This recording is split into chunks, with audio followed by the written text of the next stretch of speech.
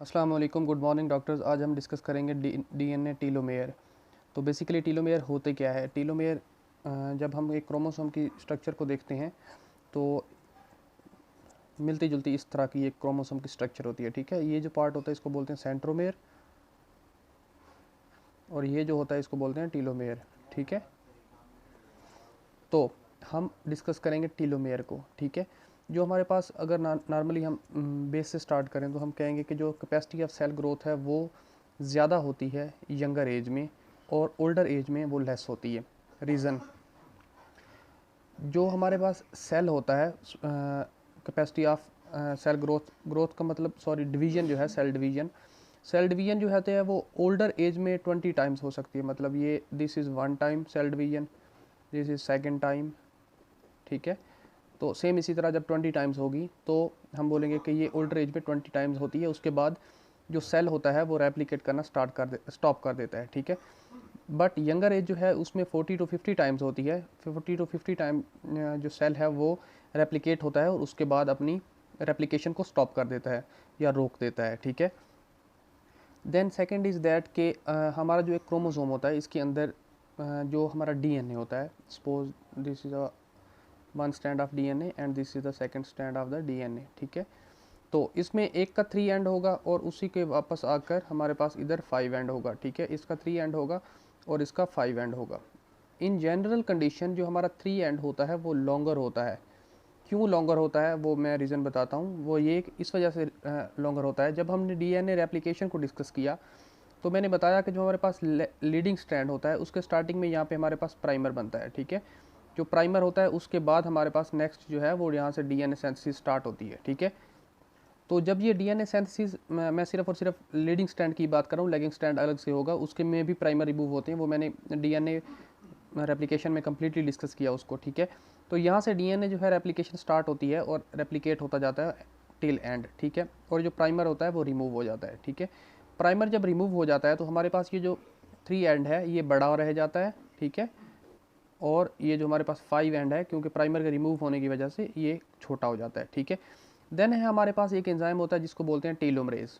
लेकिन टेलोमरेज के फंक्शन में जाने से पहले एक चीज़ और मैं क्लियर करना चाहता हूँ, वो ये कि हमारे पास जब 3 एंड बड़ा होता है तो ये हमारा जो क्रोमोसोम होता है इसके अंदर जो 3 एंड है वो लास्ट पे ऐसे फोल्डेड होता है। ठीक है, फोल्डेड फॉर्म में होता है 3 एंड, और इसको डिफरेंट प्रोटीन्स ने इसको यहाँ पे कैप्चर करके रखा होता है। ठीक है, इसलिए 3 एंड जो है वो यहाँ पे ऐसा फील होता है कि ऐसे एक गुच्छा टाइप बना हुआ है एंड ऑफ द टेलोमरेज। ठीक है, और ये जो प्रोसेस है ये हमारे पास जो एवरी टाइम जब भी हमारा सेल डिवाइड होता है, हमारा जो डीएनए है वो ये जो हमारा पार्ट है डीएनए का वो कम हो जाता है। एवरी टाइम जब भी रेप्लिकेट होगा हमारा न्यूली फॉर्म जो डीएनए होगा वो छोटा होता जाएगा। ठीक है, इसी वजह से कहते हैं कि जो हमारे पास जो सेल है वो डिवाइड करना स्टॉप कर देता है। सेल के डिवाइड करने के स्टॉप करने का नुकसान क्या है?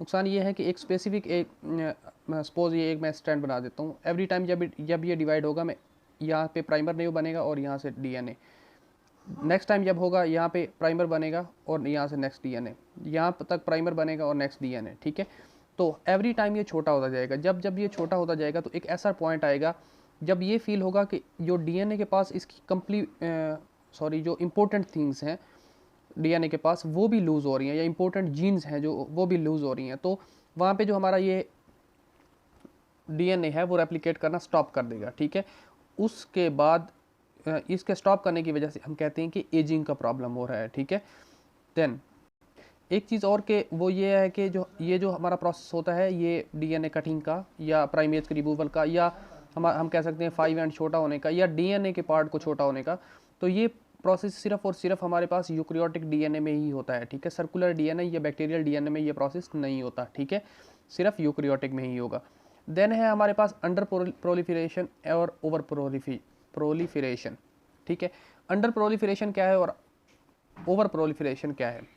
अंडर प्रोलिफरेशन का मतलब जो मैंने ऑलरेडी आपको कंप्लीट स्टोरी बताई, जिसमें हर बार हमारा जो है प्राइमर रिमूव होता है तो हमारा डीएनए जो है वो छोटा हो जाता है। ठीक है, एवरी टाइम जब भी हमारा डीएनए छोटा होगा तो इसको बोलेगी हम अंडर प्रोलिफरेशन। मतलब एक स्पेसिफिक टाइम तक हमारा जो डीएनए रेप्लिकेट करेगा फिर स्टॉप कर देगा, और इस स्टॉपिंग प्रोसेस को हम कहते हैं कि under proliferation. Cell is gone when to under proliferation. Process, ठीक है, कि अभी एक पॉइंट आ चुका है, अब सेल जो है हमारा डीएनए रेप्लिकेट नहीं कर रहा, ठीक है। देन है ओवर प्रोलिफरेशन। ओवर प्रोलिफरेशन कहाँ पे होती है? ओवर प्रोलिफरेशन अगर सिंपल एग्जांपल्स में देखें तो हमारे पास दो जगह पे होती है। कौन कौन सी दो जगह पे हैं? एक है हमारे पास एम्ब्रियो और सेकंड वन है हमारे पास कैंसर, ठीक है। कैंसर और एम्ब्रियो, एम्ब्रियो में आप जानते हैं कि जैसे कि हमारे पास एक स्पर्म और एक एग जो है वो कंबाइन होते हैं, जाइगोट बनता है, तो ये हमारे पास सिर्फ और सिर्फ एक सेल ही फॉर्म होता है 46 क्रोमोसोम्स के साथ। तो इससे हमारे पास एक पूरा का पूरा ह्यूमन बॉडी का बनना, तो ये जो प्रोसेस है ये है ओवर प्रोलिफरेशन, ठीक है। सेकंड पॉइंट है कैंसर। कैंसर में जो है हमारे पास जो डीएनए है वो बहुत ज़्यादा रेप्लिकेट करना स्टार्ट कर देता है और ओवर प्रोलिफरेशन में चला जाता है, जिसकी वजह से हमारी एबनॉर्मल ग्रोथ होना स्टार्ट हो जाती है, जिसको हम कैंसर भी कहते हैं। नेक्स्ट मैं बात कर रहा था कि टीलोमरेज एंजाइम के बारे में। टीलोमरेज एंजाइम का क्या फंक्शन होता है? सॉरी, यहाँ पे ऐसे, ओके। टीलोमरेज का फंक्शन ये होता है कि हमने जब ऐसा एक स्टैंड बनाया, यहाँ पे हमारे पास सेकंड न्यूली स्टैंड बना, यहाँ पे हमारे पास प्राइमेज था जो कि रिमूव हो गया, ठीक है। जब ये रिमूव हो जाता है तो हमारे पास ये जो सेगमेंट होता है, या हम कह सकते हैं पेरेंटल सेल होता है, सॉरी टेम्पलेट होता है, इसके ऊपर जो है ये हमारे पास इसका 3 एंड है। तो 3 एंड है, यहाँ पे लास्ट पे जो है हमारे पास सीक्वेंस होगा टी और जी का, ठीक है। देन मैं इस चीज़ को अलग से बनाता हूँ ताकि ये प्राइमर की जगह हमारे लिए खाली हो जाए, ठीक है। यहाँ पे देखें, ये जी और ये टी, ठीक है, ये 2 सीक्वेंस मीन के यहाँ पे काफ़ी सारे न्यूक्लियोटाइड होते हैं, लेकिन जो एंड वाले 2 होते हैं वो टी और जी होते हैं, ठीक है। ये हमारा 3 एंड है।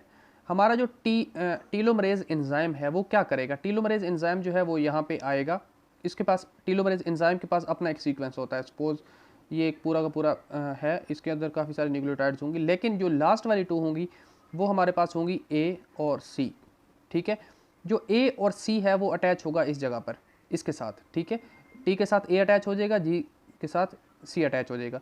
जब ये अटैच हो जाएगा तो यहाँ पे जो एक एंजाइम आएगा वो इसको रीड करके हमारे पास यहाँ पे एक और टेम्पलेट बना देगा, ठीक है। ये 3 एंड की बात हो रही है हमारे पास जो पेरेंट टेम्पलेट है उसके बारे में, ठीक है। तो हमारे पास ये जो ए जी और टी जी, ए सी और टी जी जहाँ पे मिल जाते हैं, वहाँ पे नेक्स्ट क्या होगा कि हमारे पास यहाँ पे एक न्यूली स्टैंड बन जाएगा डीएनए का, ठीक है। ऑलरेडी 3 बड़ा था, इसके अलावा 3 बड़ा हो गया है, ठीक है।